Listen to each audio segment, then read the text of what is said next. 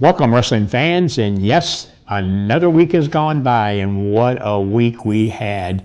We're taking a little break from last weekend when SICW FanFest 3 was at the Hilton at the St. Louis airport, and I got to tell you, it was so exciting to see so many of you great fans come out and participate in all that action. We had fans there from Canada, from Texas, from Florida, from Louisiana, from Minnesota.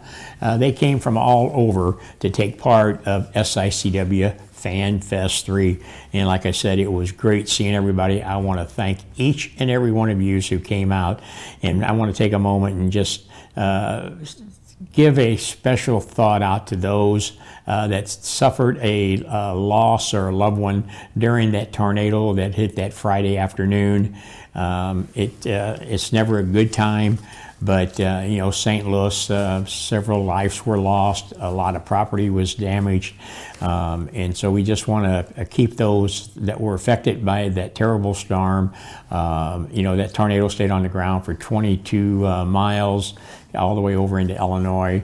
And just keep those people who suffer a loss of a loved one or property in our thoughts and prayers. But that didn't put a big damper on the action that took place at the Hilton at the hotel. We were there, the building was rocking, but it still kept you fans occupied. You were inside, you got to see all that great action. Last week we showed you a little bit of the Friday night meet and greet with Bill Apter. What a great time that was. Anytime Bill Apter is in the house, you're always going to be entertained. He had his mask on, and my son had the great honor of demasking him so we could know who he was. He was 2.0. A show like this, to put this type of event on, takes a lot of work. And a lot of people that pitched in. Like I said, I mentioned my son, my daughter-in-law, my wife, everybody. We had fans there that helped out. Ken and Dolores. It's not a one operation guy. I mean, yeah, there's a captain of the ship, but the people who help take care of that, we need to recognize them because it was such a big family. That's what wrestling's all about. Professional wrestling brings people together. They tell stories, and that's what it is. You build friendships out of that, and that's what we've done here at SICW. We talked about that Friday night. But not only that, we had the St. Louis Wrestling Hall of Fame that was started many years ago with Larry Matisek, myself, and Nick Redenauer, and Tony Costa at the end. What an event that was to have those people get inducted into the St. Louis Wrestling Hall of Fame. I'm talking about the people like Ox Baker, who had his family. His daughter Megan was there accepting the award on behalf of the late great Ox Baker. We had Ivan Koloff being inducted into the St. Louis Wrestling Hall of Fame. We had Nikita Koloff there accepting that award, and what a nice little acceptance speech he gave. Greg the Hammer Valentine was in attendance. What a great, great guy Greg is. His father, Johnny Valentine, big star in St. Louis. Greg come along, big star in St. Louis, and anywhere we went, we were honored to have Greg Valentine with us there. And then Butch Reed, the natural Butch Reed, his family, several of his family members showed up. We got them up in the ring. We had videos, thanks to our good friend Mac Davis, put a nice video package together for us. And it was great seeing everybody there. Jerry Blackwell was the other one that got inducted in. The late great Crusher Blackwell had a nice video package for him. And it was great. It was awesome. Everybody had a great time. And it's just, when you talk about SICW, you're talking about old school professional wrestling. And speaking of some wrestling, let's take a look right now at this match between the popular James Jeffries, who you've seen a little bit at SICW, but you're probably going to see a lot more, as he takes on another popular individual who's made a name for himself in this business. He goes by the name of Warhorse. Let's take a look at that, and we'll be right back. Well, fans, here we go. This is the one I was telling you about. These are two men making their name in the wrestling business. The Warhorse against James Jeffries. two young men. Two people can get in there and wrestle. They can fly. They can be tough if they have to. But I'm telling you, both of these men, you never, ever know what you're going to get out of them. Right there, James Jeffrey working on that outstretched arm of the Warhorse. A little history of the Warhorse. He started back many years ago working with me as gentleman Jake Parnell. And boy, he has really developed into one heck of a competitor. Just like that, he got out of that, reversed it, and now he comes up with that arm stretched out. Referee Bill Henson will have to move around fast to keep up with these two youngsters, I can tell you. And I say youngsters, but they are veterans of that squared ring. Ooh, a nice shoulder tackle by the Warhorse. And now he's just basically taunting James Jeffries. Oh, I'm going to leapfrog him over, but no, now the elbow misses a crisscross, and now he tried to get up over him, but Jeffries right back on him, goes right back to work on that arm. That shows you they are veterans, and they're trying to wear that man down, get that body part. Now throws him off, and now it's Jeffries with the shoulder tackle. Oh, beautiful drop kick. A second one.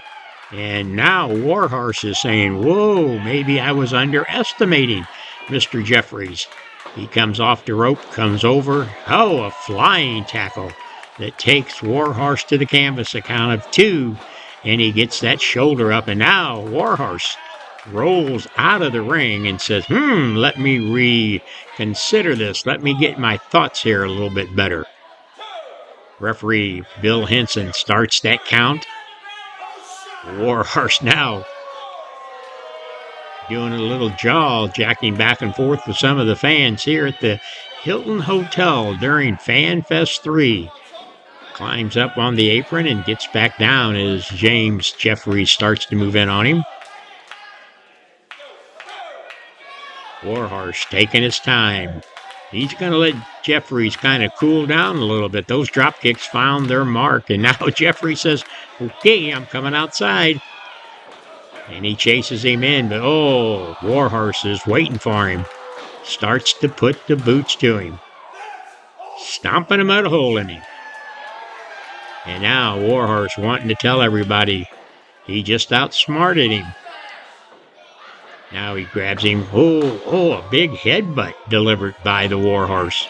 He moves in for the cover. 1. And that's what I said about the experience that both of these men have. You see how quick they're going for that cover.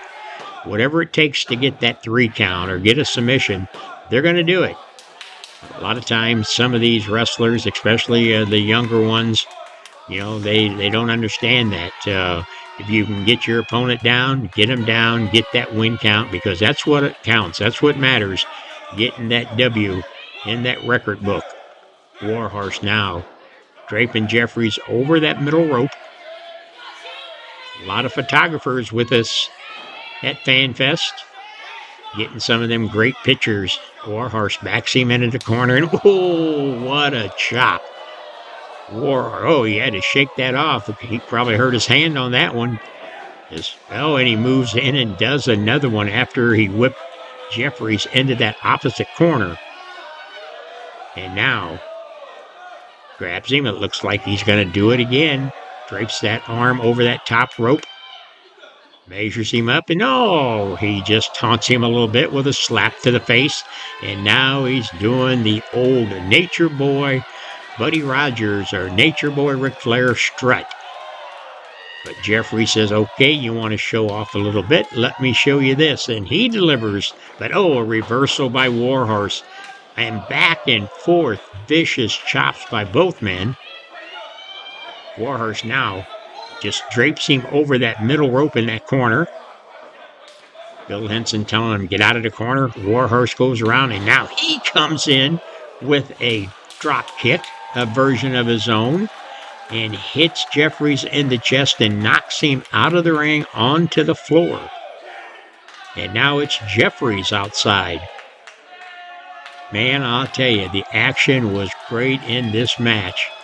And the crowd is just into it. Bill Henson telling him, get back, let the man get in the ring. There in the lower corner, you see James Jeffries rolls back in. Warhorse has his back to him. He's worried about the crowd. He better be worried about young James Jeffries, I can tell you. You're not going to get this man to quit, I can tell you that. Now he hooks him, puts him up. Oh, but it's Jeffries with a small inside package, and he almost just got a 3 count, another chop. Warhorse whips him off the rope. Jeffries comes flying off. Back and forth. Warhorse off the rope again. Reverse elbow by James Jeffries. Look at this. Both men just as quick as they go down, they're back up. Oh, that swinging discus punch that James Jeffries delivers. Now he goes outside. He's going up on that top rope. He's up on that top rope, and Warhorse stumbling around. Jeffries comes off, and he misses him. Warhorse ducked out of the way, and James Jeffries landed up on the apron, and now Warhorse comes off. And now he goes up on the top rope. Jeffries is laying on the canvas. Warhorse comes off and delivers the big elbow. That one hit. Yeah, he hooks the leg. 1, 2. Oh, James Jeffries gets the shoulder up. He's got to be saying, what do I got to do to keep this man down? Referee tells him, nope, it's only a 2 count. Now he introduces the head into the top turnbuckle. Now he lifts Jeffries up on that top rope. He drapes his legs over it. Oh, another chop as Jeffries is perched on that top rope. Warhorse climbs up on the second. Was he going to suplex him off of there? No, Jeffries now a couple of punches to the midsection, and he knocks Warhorse down. Warhorse comes right back, though. I mean, now he goes flat down. Jeffries once again up on that top rope. He comes off with a flying crossbody, hooks the legs. 1, 2, 3, and there you have it. James Jeffries gets the 3 count, and the crowd goes crazy. As they used to say at the ballpark, go crazy, guys, go crazy. And that's what they're doing. Now, let's go up to the ringside and get our announcement from our ring announcer, Dr. Drew.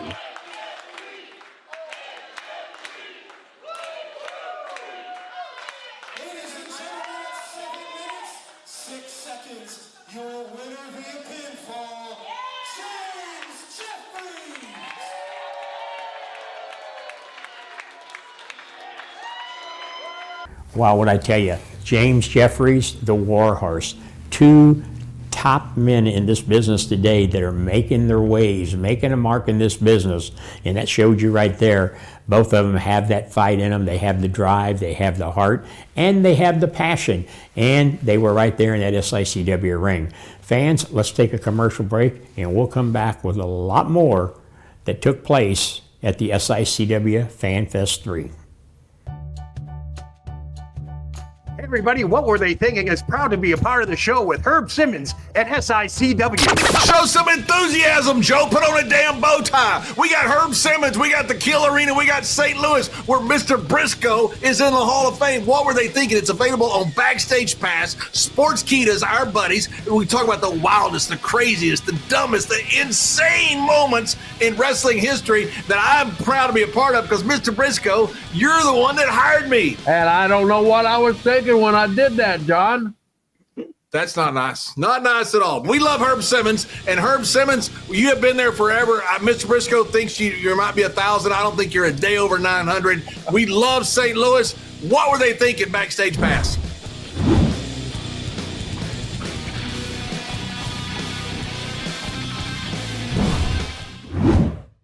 Welcome back, fans. Again, thank you to our sponsors. We have to have them, just as we need all you great fans. And FanFest was so great. I mean, the fans, like I said, they came from all over. They wanted to talk. They took pictures. The legends that was there, Rikishi, you know, what a great guy he was. The Boogeyman. Everybody was a little scared at first, but he had a long line of people wanting to get up there, get a picture, a video with him. You had Jerry the King Lawler there. People got pictures with him, putting his hat on. You had Jerry Briscoe. You had Dr. D, David Schultz. the Rock and Roll Express, Ricky Morton and Robert Gibson. Everybody wanted to get pictures taken with them. You know, we had a lot of our local talent there. The Big Texan, we had Bobby D, people like that, Jason Breed, Sean Vincent. It was a who's who that took place in SICW FanFest 3. As you went around that room, you know, there was something for everybody. Shane Douglas, the ECW group, Bill Alfonso. The only thing that we missed from him, even though he had it with him, was his whistle. But you knew he was in the building, I can tell you.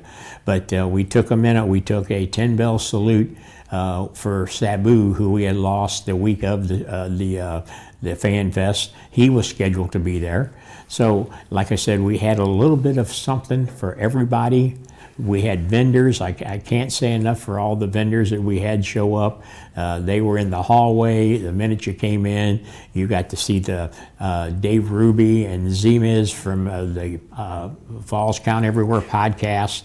You had people there selling shirts. Rob and Karen. Nick Rednar had his booth set up. Tyler was there from the cards and action figures, Womack. So everybody, and what's really amazing about that, when the show got over with on Saturday night, those vendors were already telling me, hey, if you come back, we're here. Well, you know, let's take a break. Everybody digest what happened here, and let's just kind of sit back and see what takes place. But everybody seems to enjoyed it. They all ended up over into the little lounge area, eating, drinking, talking about everything that was going on. But, you know, we can't lose sight of the Bruiser Brody Memorial. Bruiser Brody, Larry Matisek, and Tony Costa, and celebrating 66 years of wrestling at the Chase. That was a celebration. This all surrounds that. And then we had people like Lucky P. Larson, and we all know, those of you who follow us each and every Sunday night here, Lucky P. Larson is a guy that has never lost for words. He's been talking for a couple years about his connection with a young lady by the name of Missy Hyatt. Well, guess what? Missy Hyatt showed up also. She showed up for the meet and greet. I had no idea that she was going to be there representing Lucky P. Larson. And they were trying to recruit somebody for the Dogtown Underground that Lucky P. Larson is controlled of. But come to find out, it appears that Missy Hyatt is the financial backing behind that operation. Let's take a look at this right now as they called Joey Vanetti out to the ring. Mr. Vanetti, welcome to FanFest 3. You've been going through a lot. You recently had a split with yourself and your Top Gun partner, Brandon Burrell, and most recently, you've been very successful in your singles career. I've heard some people whispering if Glenn Williams would somehow sweep past Sean Vincent, you might be somebody that's in line for that Central States title. But most pressing, we've seen Lucky P. Larson express a bit of interest in adding into his, I don't know what's called, collection of wrestlers. But Lucky P. has been pretty adamant that usually with him that he has something to offer you. I want to get your thoughts on Lucky P's recent advances. I don't know what to call it. So Lucky P, he's been trying so hard to get a piece of Italian Bridge Vanetti, but I had some thoughts. I've seen how he treated all of his other clients, and I'm not about to join all of them. Ladies and gentlemen, the walking riot, it's Missy Hyatt. I'm not sure if you know who I am. I'm Missy Hyatt, the first sight of wrestling.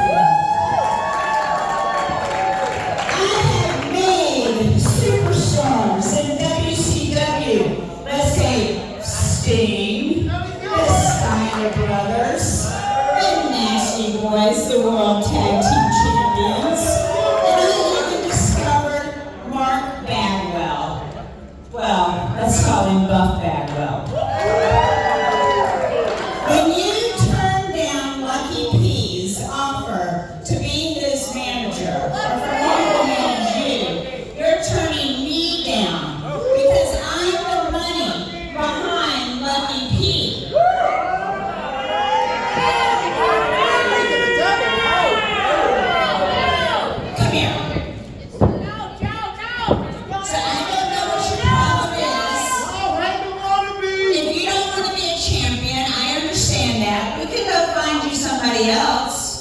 right? There's always somebody looking to join.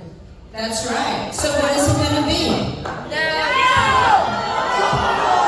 Joey, the offer seems like it's still on the table.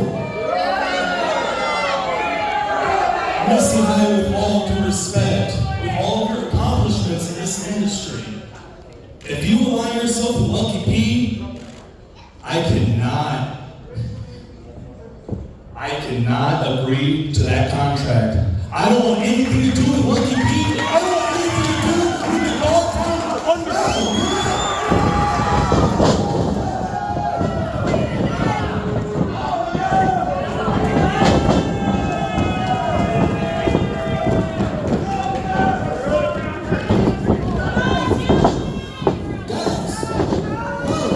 You have a match tonight. Let's wait for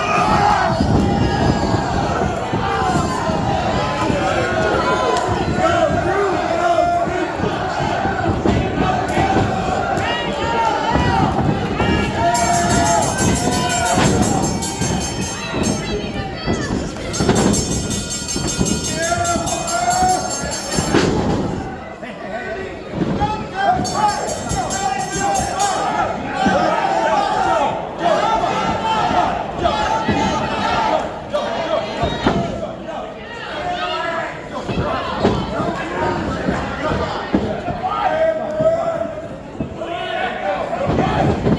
match.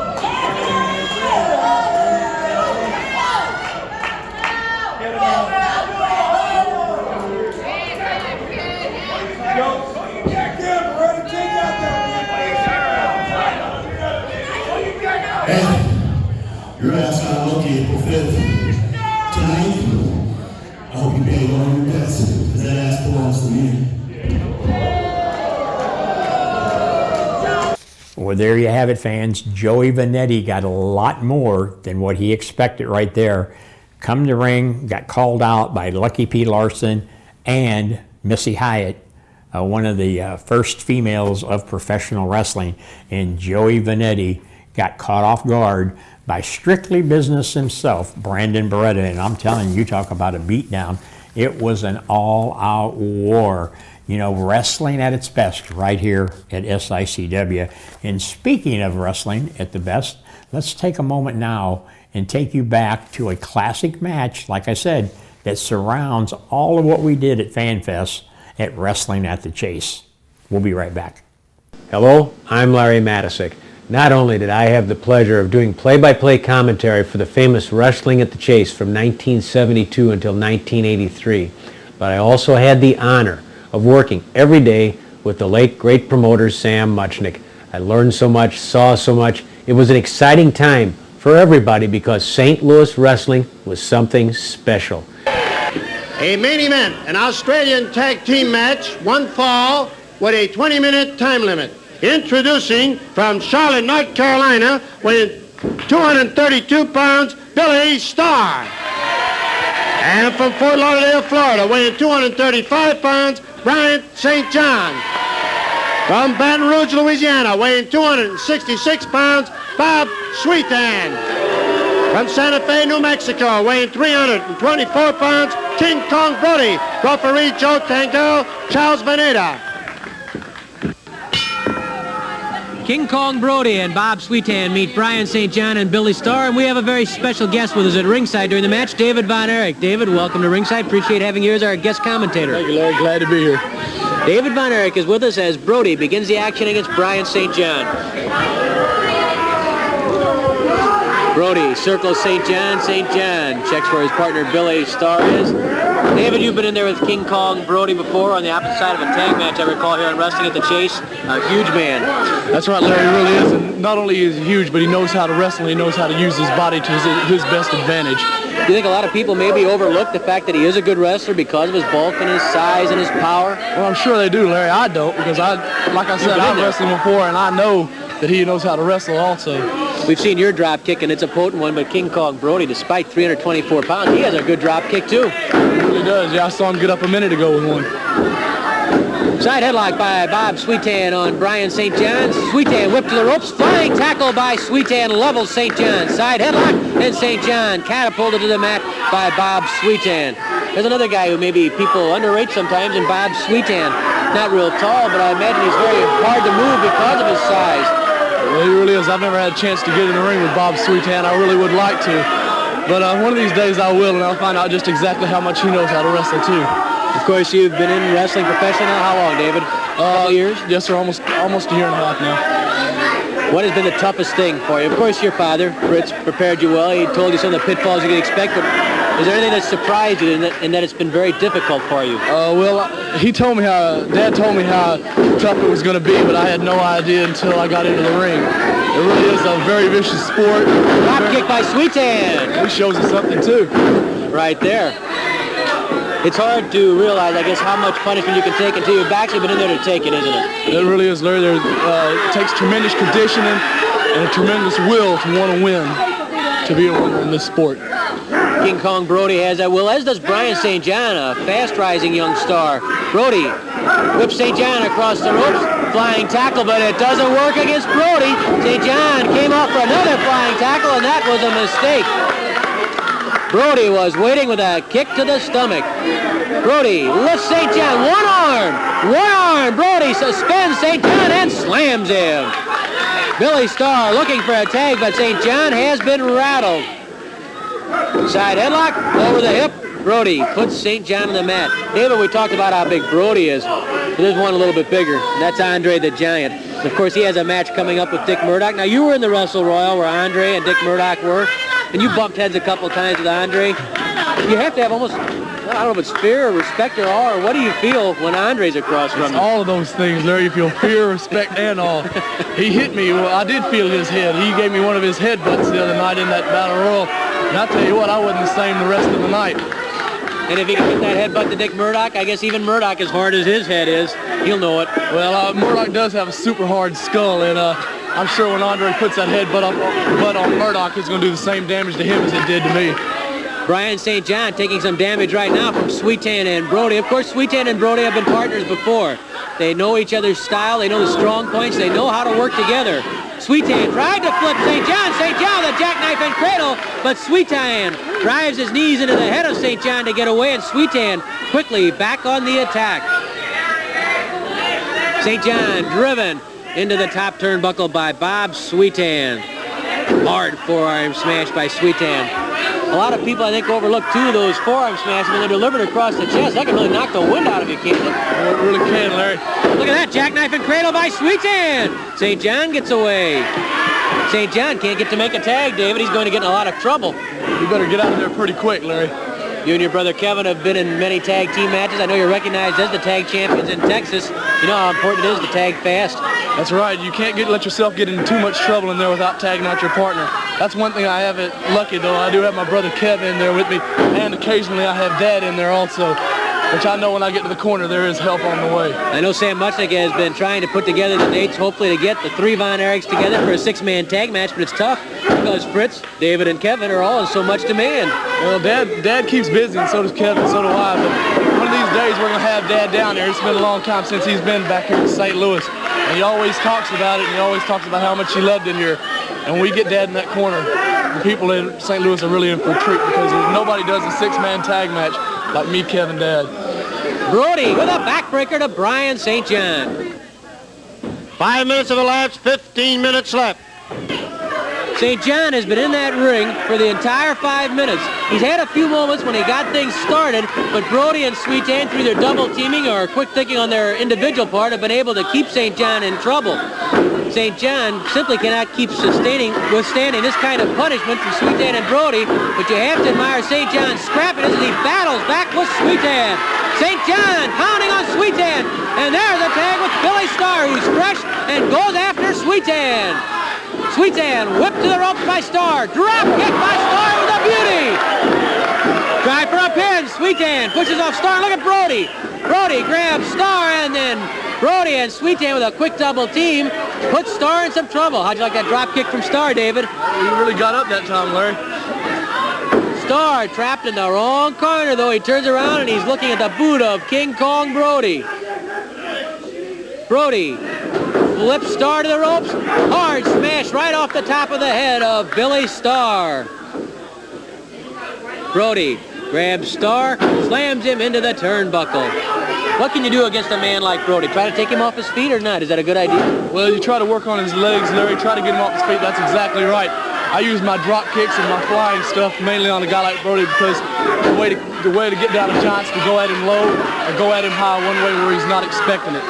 Brody whipped to the ropes by Star. Star trying just what David Von Erich said, and he missed that drop kick. And of course, that's also a danger with the drop kick, David. You're gambling every time you go up. That's right. When you go up off the ground, you're committing yourself. So you have to be sure you bet on the right number. That's right. Brody. You got to make sure he doesn't have your number. In that case, Brody had Billy Starr's number, and now Sweetan tries to follow up the advantage that King Kong Brody gave him. Sweetan pounding on the back of Star. Star trying to fight back. Sweetan with a bear hug. You know, Larry, I'd really like to see Andre the Giant and Dick Murdoch get a hold of each other because, you know, Murdoch's mouth, the most impressive thing about Murdoch's wrestling to me is his mouth. Because he may be doing, no matter what he's doing in the ring, his mouth's always going. And I'll bet you, I'll just be willing to bet cash money with you that when he gets in the ring with Andre the Giant shuts his mouth right up. Well, I'll tell you, Andre the Giant isn't much of a talker. He's a pretty quiet individual. But I would think Murdoch, with all his yelling and his bragging, might just be getting underneath Andre's skin by this point. Well, Andre the Giant, he's awesome when you're in the ring with him, but when you get him really mad at you, then it's even twice as bad. Brody caught in the jackknife and cradle. Doesn't stay there long. Brody wants it. No, he's complaining about Star pulling the tights. I would think, David, that it's very difficult to catch Brody in some type of cradle because of his strength. His extremities, his arms and his legs are so strong. Can you really hold him in a cradle for a 3 count? It's real hard unless you can stun him some way, Larry. If you can stun him, then you can get him. But trying to crotch Brody and hold him down for a 3 count without any kind of physical force on top of him, it's just next to impossible. And wearing Brody down, that takes a little time because that man is tough. Look at the legs on him. He's got to have the biggest pair of thighs in the wrestling business today. Star working on the head of Brody, but there's where the height comes into Brody's advantage. You wouldn't have that problem, David. You're just about as tall as Brody is. Yeah, I think I can get up there on top of him, but staying there is the problem. Staying there, right. Sweetan coming over to help his partner, St. John. Comes over to chase Sweetan back. Brody now leans into Billy Starr. Starr finds himself in a bad spot along the ropes. Brody with that smash. Pounding on the head of Billy Starr is King Kong Brody. Brody flailing away at Starr. And then Brody looks for his partner, Sweetan, who brings up the knee across the face of Billy Starr. Sweetan and Brody are an impressive combination, David. Yeah, they really are. I'd like for me and Kev to get in there with Larry. Be a very interesting match. Well, it would. Kevin and I are always interested in the best because, like my dad told me a long time ago, to be a giant, you have to beat a giant. Good point. And there are some giants in St. Louis. Sweetan goes for the pin on Starr, but couldn't get it. Tag made to Brody. Sweetan stops Starr from getting to Brian St. John. Brody with a kick to the stomach. Was there a tag made? Apparently there was. Joe Tangaro didn't see it, and he wanted to be sure. And then a good referee would. Starr caught with a punch to the midsection by King Kong Brody. Brody looks around, almost a challenge in his eyes. When Brody says he'd wrestle anyone, I'm sure he means it. Brody lifts Starr, drops Starr into that top cable. Talk about being committed, David Von Erich. You are committed when you're tossed into the air like that. No way to protect yourself. Only one way to go, and that's down. 10 minutes have passed, 10 minutes left. Bob Sweetan drives a forearm underneath the chin of Billy Starr. Starr and St. John have made exactly 1 tag so far. Sweetan and Brody must have made 20 tags. And I'm sure David Von Erich would agree. That's been the difference in the match, really. It really has. They're ganging up on one person, taking it. It's legal. It's completely legal the way they're doing it. They're coming in one at a time and taking over on him. Starr exposes. He comes off the rope. And Brody was waiting. Sweetan sees an opportunity, and Sweetan, above all else, is an opportunist. He won't let something like that pass. Well, Larry, you can tell these two guys have really been in a lot of tag team matches together. They know each other's moves real well. Brody was biting Billy Starr, digging the teeth in. Sweetan tried to get over to Starr. Brody turns Starr and pounds on Starr's head. Billy Starr has taken his lumps. And as David Von Erich pointed out, the experience as a tag team combination of Sweetan and Brody so far has been the difference. Sweetan with a punch to Starr's head. Starr makes a trip off the ropes. Oh, Sweetan driving in the forearm and the bicep to the lungs. Then a flying elbow drop. Sweetan goes for the pin. Starr won't quit. Brody's big boot is up there, and Billy Starr's whipped into it by Bob Sweetan.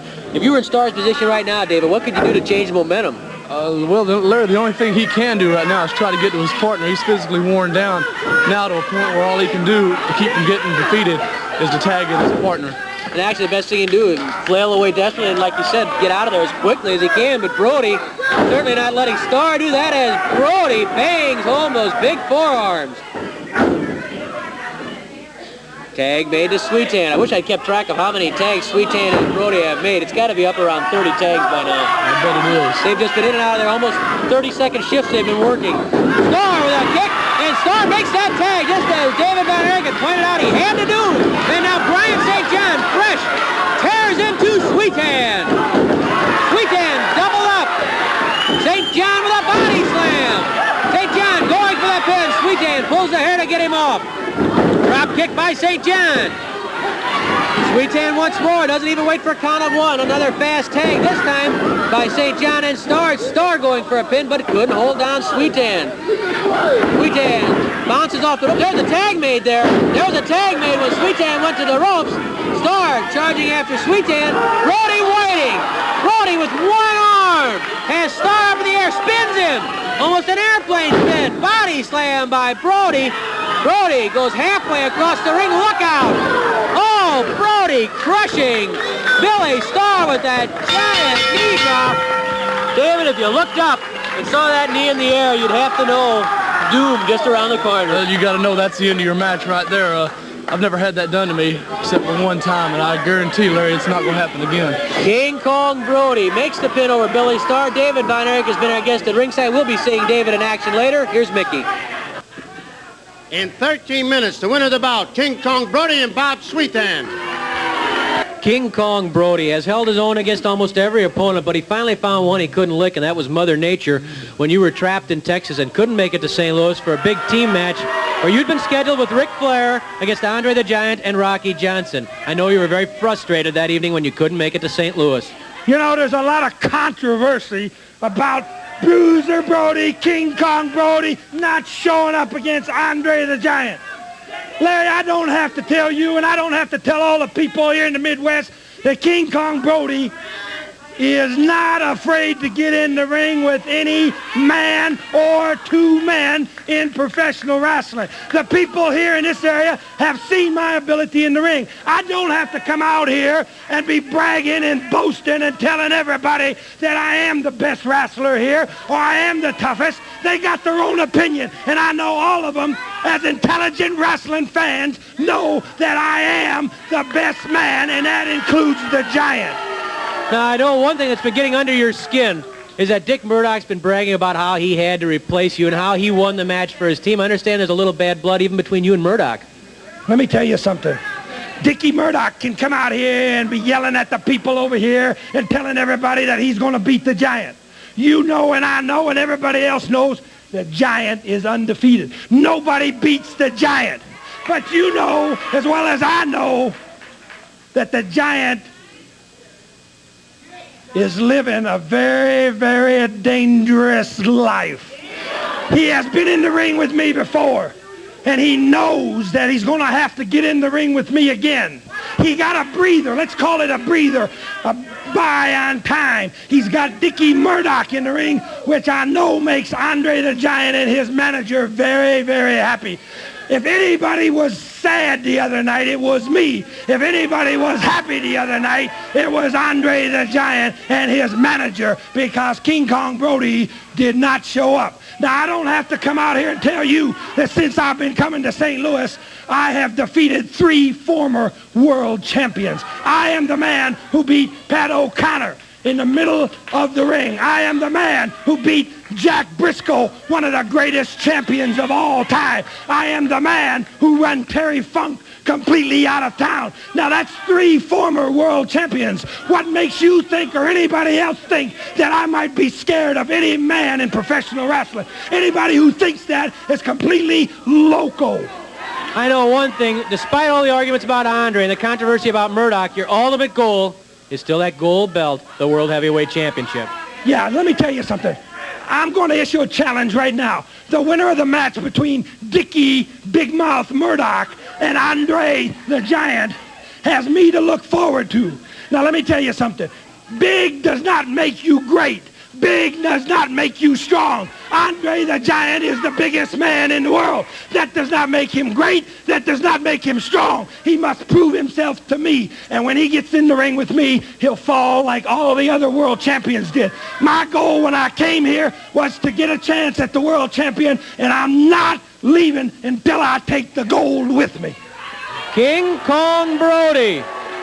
I don't think anybody can question what he's saying is true, and that he's not afraid of anyone. He's proven that. Mother Nature licked him one night, but that was one night only. We'll be right back with more action after this. There you have it, fans. What a great classic match from Wrestling at the Chase. 66 years of paying tribute to Sam Muchnick, Larry Matysek, Joe Garagiola, Mickey Garagiola, Gene Kaniski, Dick the Bruiser, Pat O'Connor, Johnny Valentine, the Briscoes, the Funks, the Von Erichs, you name it. For 66 years, those 4 words, Wrestling at the Chase, still a household name anywhere in the St. Louis region. And we're proud to say that we're keeping that legacy and those memories alive here each and every Sunday, or every time you see an SICW show. That's what we're doing.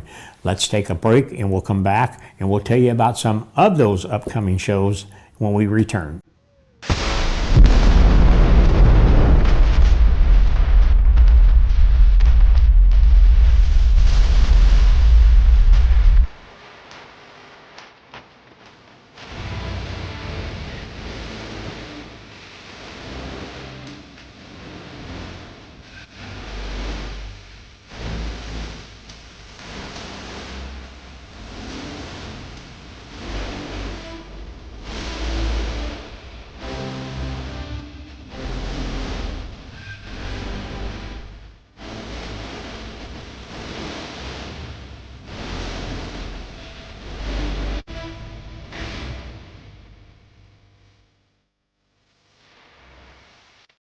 Wrestling fans, there's nothing better than barbecue and wrestling. When you're hungry, stop by Mr. Barbecue with 2 locations to serve you in Columbia and Waterloo, Illinois. Great barbecue, cold beverages, and SICW wrestling. Well, fans, welcome back. And yes, I told you, SICW is on the road. We are making road trips like never before. On June the 6th, a Friday night, June the 6th, my good friends down in Shawneetown, Illinois, for their Coal Festival week is going to have SICW action once again, and we're coming with the Wildfire himself. I'm talking about Tommy Rich. For those of you who used to go over to the Coliseum across the state line there into Indiana and watch the likes of Tommy Rich there and Jerry Lawler and Bill Dundee and people like that. Well, Tommy Rich, the wild one, the Wildfire, is going to be in Shawneetown, Illinois on Friday night, June the 6th, and he's going to be taking on in an old-fashioned Shawneetown street fight. That's right, an old-fashioned Shawneetown street fight, and he's going to be going against the guy who, I'm telling you, you talk about mean, ugly, I'm talking about the one and only Attila Khan. And yes, Shawneetown, get ready. I told the fire chief there, make sure he's got extra security on hand, because when we talk about an old-fashioned Shawneetown street fight, It's going to be right there on Main Street in Shawneetown. Friday night, June the 6th, during their coal festival time. If you live in that area or if you want to travel down that way, be there. It's going to be great. And then the following night, Saturday night, June the 7th, we return to the Collinsville Firemen's Bingo Hall. That's right. The Belle Claire Fairgrounds is going through some renovation, some remodeling, and boy, I can't wait till that gets done. A lot of work being done there at the Belle Claire Fairgrounds. Racetrack's already been leveled, new track going to be built, new roofs put on, interior work's being done. It is going to be fabulous. But in the meantime, the people at the Collinsville Firemen's Bingo Hall are allowing us to be there so we can keep the tradition of professional wrestling alive. And we'll be there Saturday night, June the 7th, with another all-star card. And guess what? For those of you who couldn't make it to Shawneetown, Illinois the night before, who live up here in the St. Louis area, you can see the Wildfire Tommy Rich at the Bingo Hall on Collinsville Road Saturday night. Doors will open at 6 o'clock. Bell time will be at 7. And yes, there'll probably be an action there that night also. So mark that date on your calendar. And if you come to the June that night, you can get your free ticket to come to the next day to the East Carondelet Community Center, where we'll do TV tapings that afternoon. That's right, television tapings start at noon. We tape about 3 to 4 shows. We'll get you out of there around 3-ish, 4 o'clock maybe. You can still get home in time to watch us right back here at 8 o'clock Sunday night. So we're moving on. And then move that calendar ahead. June 14th, a Saturday, Worldwide Technology Raceway, IndyCar Racing. That's right, IndyCar Racing, Worldwide Technology Raceway. Remember that. We were there last year. They've asked us back this year, and this is on June the 14th. We'll have 3 separate segments that Saturday afternoon of matches. So you want to get your tickets and get them early to be part of the Indy Racing as SICW and Indy Racing takes place once again this year. We're excited. We're thankful for the people at Worldwide Technology Raceway, Chris Blair, Curtis Francois, Mike Buellhorn, the entire group. You have Nettie, you have Allison out there. They all work hard, and we are going to bring them the heat, as they say, on June 14th.